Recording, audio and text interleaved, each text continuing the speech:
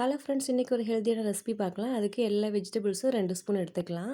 Carrot, குடமிளகாய், cauliflower, முட்டைக்கோஸ், beetroot, காளான், பெரிய வெங்காயம் இது எல்லாமே 2 ஸ்பூன். அடுத்ததா இஞ்சி, பூண்டு சிறிதளவு எடுத்துக்கோங்க. அடுத்ததா 3/4 கப் அளவுக்கு கோதுமை மாவு, தென் மஞ்சள் தூள், உப்பு, பெருங்காயம், Kashmir red chilli powder, normal chilli powder, garam masala எல்லாத்தையும் போட்டு நல்லா மிக்ஸ் பண்ணிவிட்டு தேவையான அளவுக்கு தண்ணி சேர்த்துட்டு வெஜிடபிள்ஸையும் சேர்த்துட்டு நல்லா பிசைஞ்சு எடுத்துக்கோங்க.